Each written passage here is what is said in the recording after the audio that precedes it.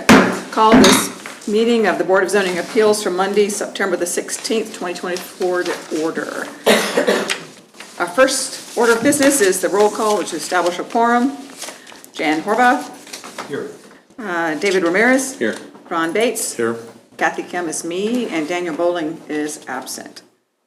All right, so the next item of business is the approval of the minutes from June 17th. Any questions, additions, corrections for the minutes from last month? Ma'am, I would like to make a motion that we accept the minutes as published for a review as published. All right. Do we have a second? Second? All those in favor? Aye. Just do that by acclamation. We have no old business. Our first item of new business is case number 2024-18 BZA, located 1903 South 4th Street. Staff report. Okay, thank you, Madam Chair. As you said, this is a request for a variance at 1903 South 4th Street. The request is to allow a variance from section 8.11 of the development regulations to allow a freestanding sign in excess of the maximum allowable height. The applicant is requesting the variance for the proposed Dollar Tree store that is actually currently under construction at that site. They would like to install a freestanding sign with an overall height of 25 feet at this location. Section 8.11 of the regulations states that freestanding signs located in the GBD zoning district, which this is, be limited to 15 feet in height. They can actually increase in height a little bit if they're based on the setback. So they can increase to a maximum height of 25 feet, provided that the nearest edge of the sign is set back from the property line 2 feet for each additional 1 foot in height. So the sign that they're proposing is set back 5 feet from the property line, which would give them an additional 2 feet over that 15 feet. So they can go up to 17 feet based on the way the regulations are written.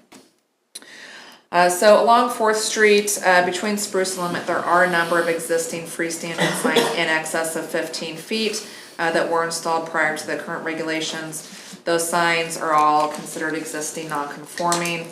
I did bring up Google Street View, just so the site is over here just to the south of the Tire Town, currently vacant, and there are, as you're all familiar, quite a few freestanding pole signs along this stretch that are, without being able to measure them, I would guess probably 25 feet or maybe even a little bit over.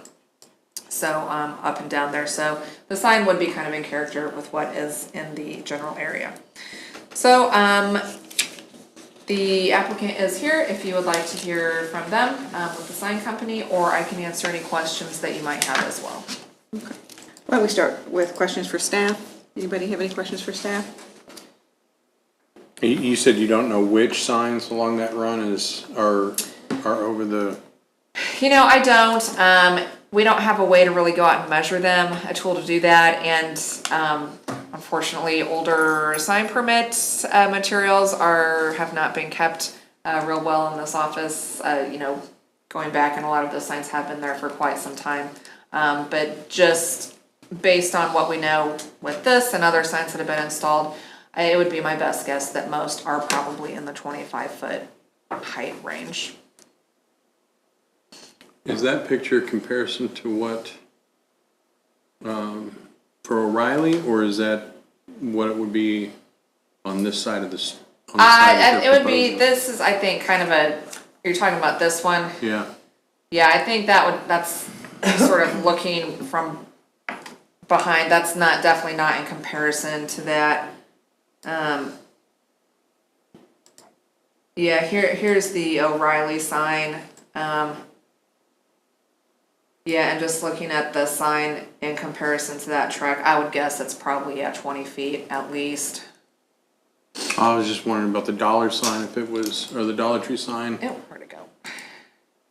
whether it was shown, okay, so it's... Yeah, I think it's showing on the east side of the street, and then the O'Reilly sign is on the west side of the street, and so it's kind of that depth perception there. So is that an exact photo, or is that just a representation? That's a representation since the Dollar Tree sign is not up yet.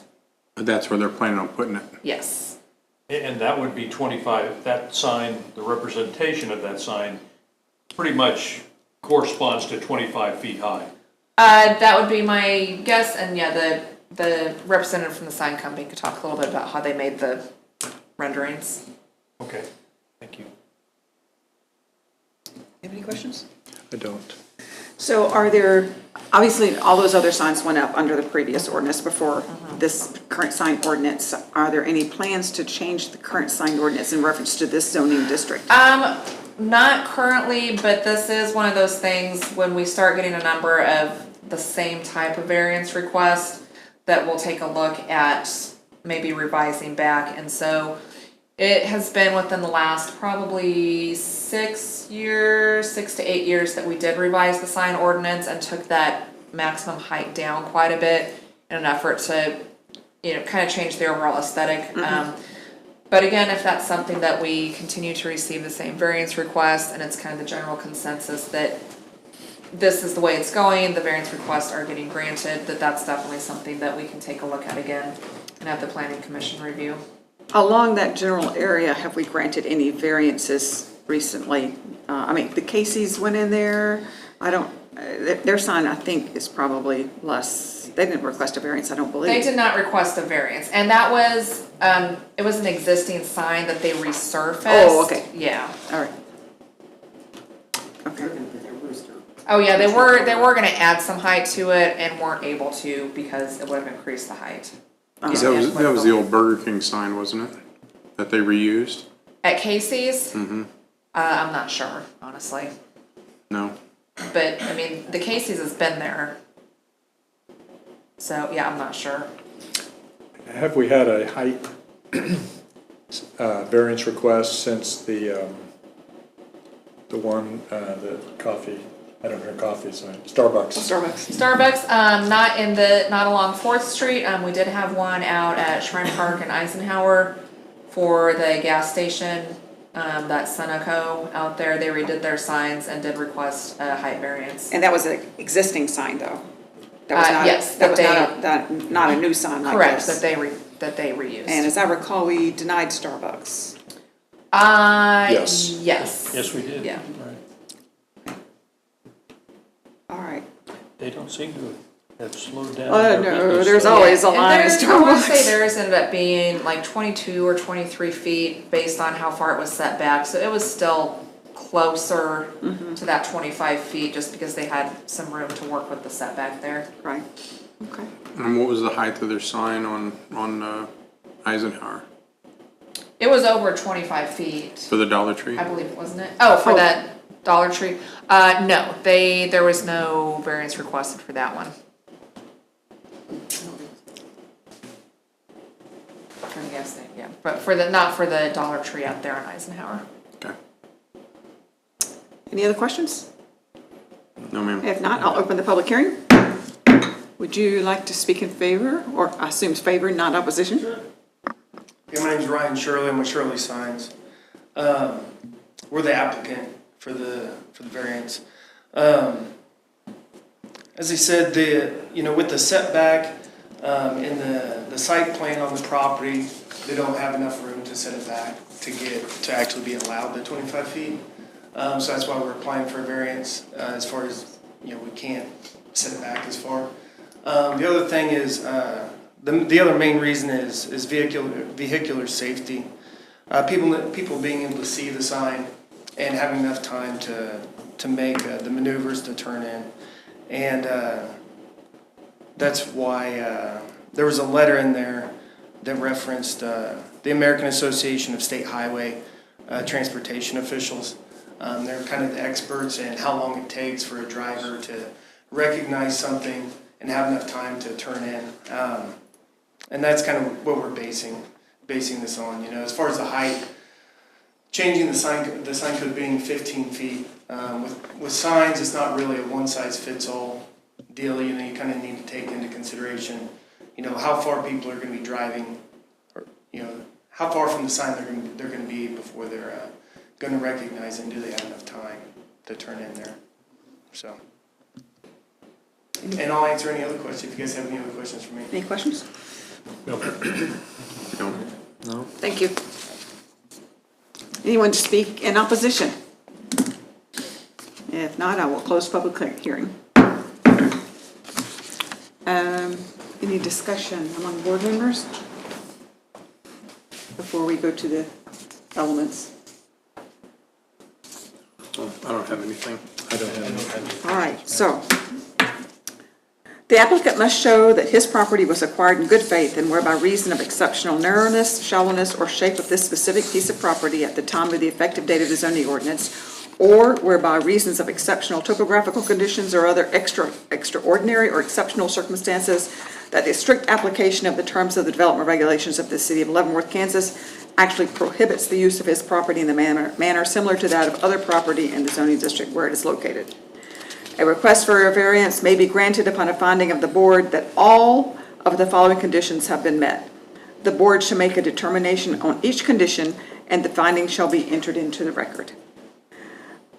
Item A, that the variance requested arises from such condition which is unique to the property in question and is not ordinarily found in the same zone or district and is not created by an action or actions of the property owner or the applicant. We'll start with you, Commissioner Bates. Deny. Okay. I'm also opposed. I agree. Oppose. All right. Item B, that the granting of the permit for the variance will not adversely affect the rights of adjacent property owners or residents. Agree. Agree. Agree. Agree. C, that the strict application of the provisions of the development regulations from which the variance is requested will constitute unnecessary hardship upon the property owner represented in the application. Disagree. Disagree. Disagree. Disagree. D, that the variance desired would not adversely affect the public health, safety, morals, order, convenience, prosperity, or general welfare. Agree. Agree. Agree. Agree. And then lastly, that granting of the variance desired will not be opposed to the general spirit and intent of the development regulations. Disagree. Disagree. Disagree. Disagree. So just as for further explanation on my part, I don't feel like that this is a unique property. It is right along 4th Street. It has fairly good visibilities. The topography is fairly flat. And I do feel like it is in opposition to the general spirit of the ordinance when we made the change to go from 25 feet to 15 feet. There were some reasons for that, except for exceptional circumstances, in my opinion. This one doesn't meet that, so that's just my 2 cents worth. Any other comments? Anything anyone wants to add? No, ma'am. All right, then, I'm sorry, your variance has been denied. No, we were not able to approve it tonight, so sorry. Thank you for showing it. All right, Thank you. no point in doing the conditions since we didn't pass it. All right, next item is 2024-20 BCA 2115 Vilas Street. Is it Vilas or Vilas? Vilas, yes. Okay. Yeah. I hear it about 50-50, so you know. I All right, always hear Vilas, but yeah. yeah. You can't We'll tell. get carried away with the mail, but sometimes you're Yeah. writing it out. Staff report. Okay, so this is a variance from section 4.03 of the regulations to allow an accessory structure forward of the main building line. The applicants are requesting the variance in order to install an agricultural building forward of the main building line at their home at 2115 Vilas. Property is a single-family home, zoned R125, which is low-density, single-family residential district. It is a 4.3 acre property occupied by an existing single-family home and a detached garage.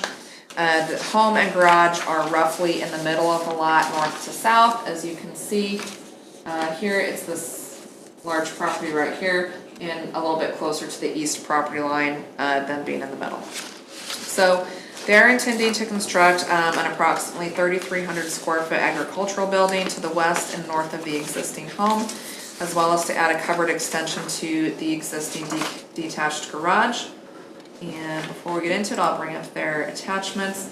So this, you can see the rectangle right here showing the approximate location where they're intending to put that agricultural building. And then just to reference back to the aerial, so it'd be kind of up in this area, and then they would be looking at, let me get down to this.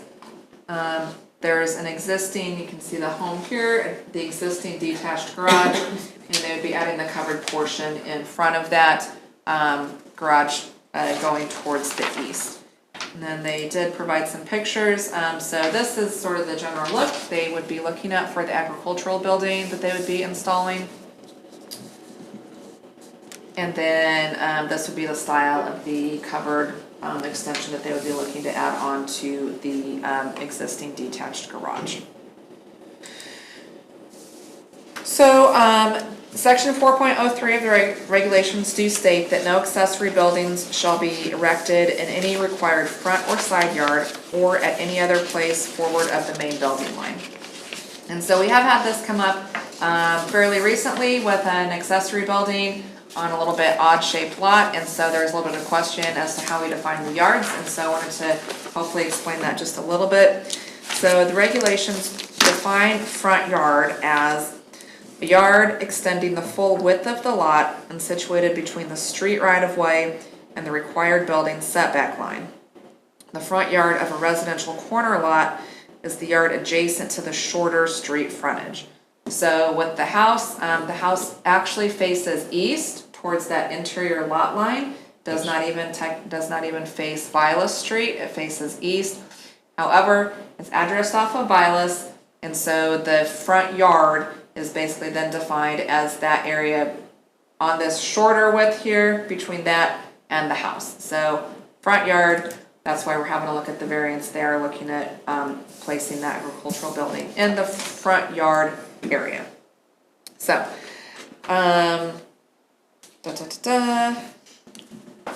So we did send notice to properties within 200 feet. We did not receive any questions or comments from anybody. If you have any questions for me, I can answer those for you, and the property owner is here as well. So just to clarify, the covered portion area is not really part of the variance. It is, because that existing detached garage is still technically forward of the main building line.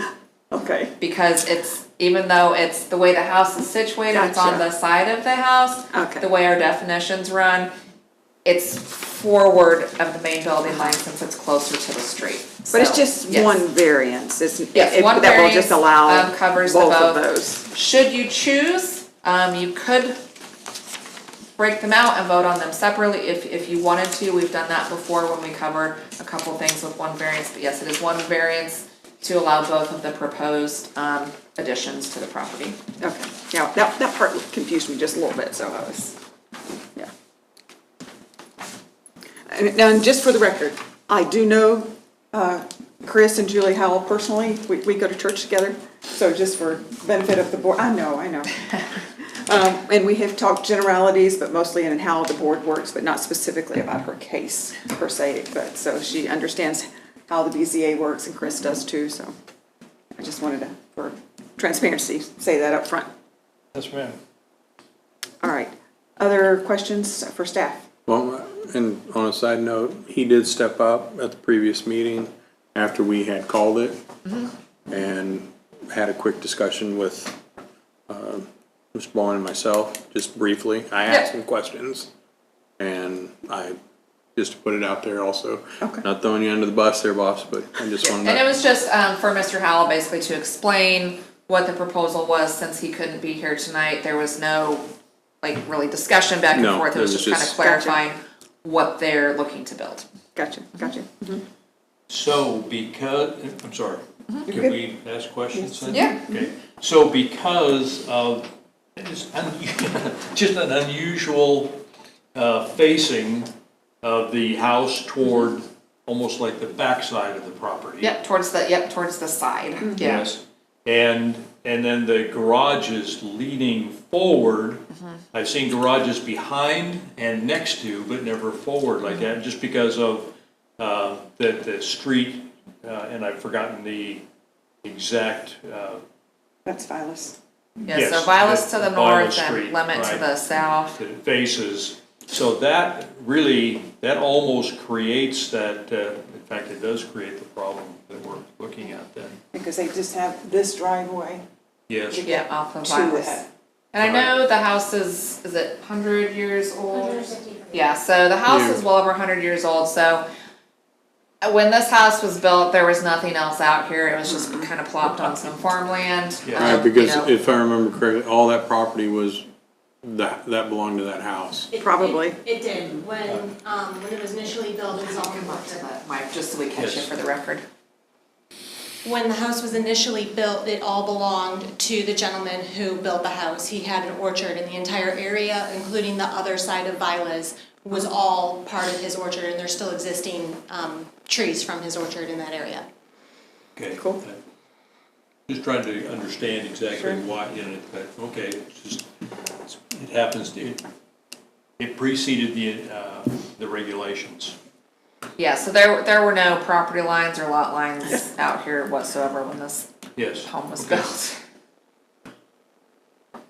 So then when we are looking at this variance, we're looking at both the agricultural building, proposed agricultural building, and the garage that would be forward Yeah. of, or to the right. Yeah, this Yes, covered. this- Carport. This, or carport, that actually would, it almost appears to be, that it would be attached or lead into the garage. I believe is That is correct. It would be directly in front of the garage on the left side of the house, because the front of the house faces east. It would not be forward of the actual front of the house. Right. It's only in the front yard because the house faces east and was there before the street was there. Yeah. Right, I'm just looking at damn history. History has kind of put a conundrum there, or let's say, created a difficulty for us. Yeah. Okay, and it's really not for us, it's really for you, yeah, because you're the property owner. So for instance, if there was a street here to the east, kind of where that driveway leads down, if that was a street north to south, and the house faced the street, house was situated and it was facing a street, this wouldn't be necessary because neither of the structures would be forward of the main building line. Gotcha. Right. Okay. So then the variance is that what we're going to do is essentially, we're almost setting aside the main building line, or being requested to set aside the main building line, or the impact of the main building line. Is that correct? Or have I misstated it? They're just asking to, I mean, if you wanna say set aside, they're asking to, build these two structures forward of the main building line. Right, it kind of means, you might say suspend the main building Yeah, line the- in this particular piece of property. But only for these two Yes. structures. For these Yeah. two structures, Right. for the purpose of having those, adding those to the property. That is correct. We're Okay. just asking about those two properties forward of the main building line. Okay, Yep. no, and I apologize, I didn't mean to ask. Yeah, no, you're fine. Kind of It name can get a questions, little I just confusing. wanted to make sure I Yep. really It's- understood It's very what the confusing. core Yeah. problem is. It's an unusual case. We didn't even know it was our front yard until we started this process. Yes. Well, I've been by your home and the property a number of times, and I looked at it and was just thinking about it. I just wanted to make sure I really understood it, or understood it accurately, anyway. Okay, Other thank you. questions or comments for staff? Ma'am? All right, then I will open the public hearing. Julie, if you'd like to speak to us? I would. I just want to address the issues in bullet 2 of the variances application process. And the first one, that the variance requested arises from such a condition which is unique to the property and not ordinarily found in the same area. The home is a non-standard orientation on the property as it's 153 years old. The side of the home where the current garage is the logical place to place the ag building with the least impact and the most utility to the property. As the house sits, the ag building will be in the rear and side of the property, not the front yard, as defined by the street address and driveway. The granting of the permit for the variance will not adversely affect the rights of adjacent property owners or residents. The ag building will have no impact on the rights of any neighbors, as it is still deep within our property and with no effect on the neighboring properties. And there is a picture in your packet that shows the exact distance that we're looking at for the ag building, so you can see just how deep it is inside of our property line.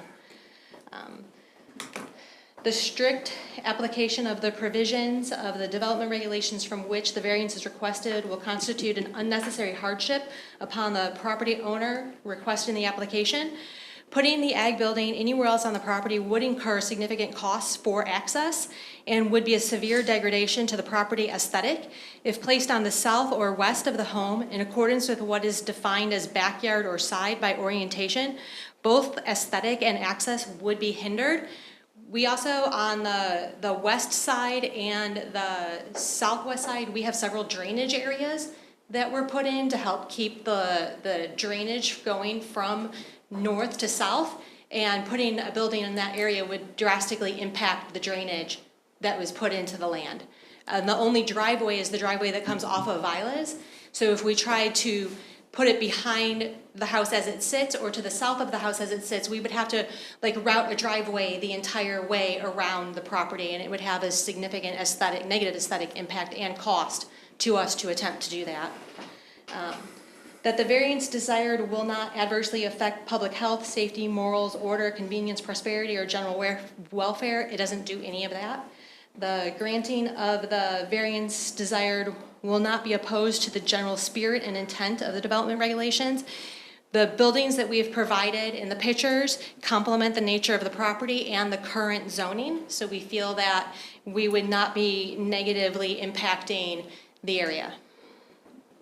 Thank you. Thank you. Commissioners have any questions for applicant? No. Does Chris want to add anything? Chris, do you want to add anything? Do you want me to take you off mute? Yes, so good morning, good evening to everybody there. Can you guys hear him? I'm Bob. Yes. Come closer? No. Okay, go ahead. All right, so bottom line, good evening to you, good morning from here in Japan. Julie said it all pretty clearly. What we're trying to do is really complement the aesthetics of the building and layout of the land as it's been developed over 153 years, and logically complementing it with the placement of the right type of building in the right place to have the effect on the property. As she said, just because of the layout and the street orientation, this is the variance requirement due to the definition of yard location.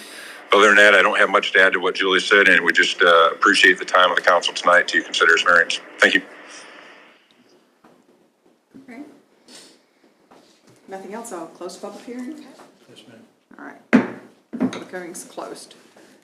Any discussion among the board members before I go through the elements?